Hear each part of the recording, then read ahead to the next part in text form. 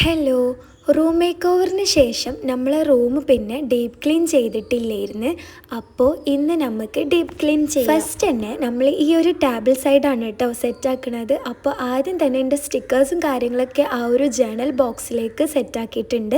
പിന്നെ പെയിൻറ്റും കാര്യങ്ങളൊക്കെ അതാത് സ്ഥലങ്ങളിൽ എടുത്തിട്ട് ഷെൽഫൊക്കെ ഒന്ന് തുടച്ചെടുത്തതിന് ശേഷം ടേബിളിൻ്റെ ബാക്കിലുള്ള മാറാലയും പൊടിയൊക്കെ തട്ടി ടേബിളും കൂടെ ഒന്ന് തുടച്ച് സെറ്റാക്കി എടുക്കണം. പിന്നെ റൂം മേക്ക് ഓവറിൻ്റെ വീഡിയോയിൽ നിങ്ങൾ കണ്ടിട്ടുണ്ടാവും നമ്മളിങ്ങനത്തെ ഷെൽഫും സ്റ്റാൻഡൊക്കെ ഉണ്ടാക്കിയിട്ടുണ്ടായിരുന്നു.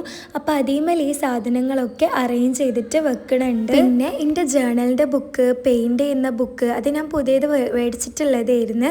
പിന്നെ ഈ ഒരു ടാപ്പും കാര്യങ്ങളൊക്കെ അതിൻ്റെ സ്ഥലത്ത് തന്നെ വെച്ച് സെറ്റാക്കണുണ്ട്. അങ്ങനെ നമ്മളുടെ ഈ ഒരു ടേബിളിൻ്റെ പോർഷൻ കംപ്ലീറ്റ് ആയിട്ടുണ്ട്. ഇനി നമ്മുടെ മിറർ സൈഡാണ് കേട്ടോ സെറ്റാക്കാനുള്ളത്.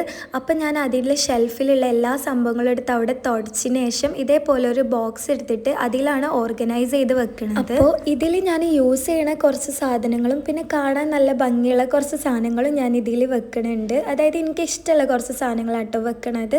പിന്നെ ഇതേപോലത്തെ ഒരു മൊബൈൽ ബോക്സ് ഞാൻ ഒന്ന് മേക്ക് ഓവർ ചെയ്തിട്ടുണ്ടായിരുന്നു. അതിൽ എൻ്റെ സ്കിൻ കെയർ പ്രോഡക്ട്സും കാര്യങ്ങളാണ് വെക്കണത്. പിന്നെ എൻ്റെ അടുത്ത് കുറേ വളയും കാര്യങ്ങളൊക്കെ ഉണ്ട്. ഇതൊന്നും ഞാൻ യൂസ് ചെയ്യലില്ല. പക്ഷേ ഈ ഒരു സ്റ്റാൻഡ് ഉണ്ടായതുകൊണ്ട് എനിക്ക് അറേഞ്ച് ചെയ്ത് വെക്കാൻ ഇഷ്ടമായതുകൊണ്ട് മാത്രം ഇവിടെ വെക്കുകയാണ്.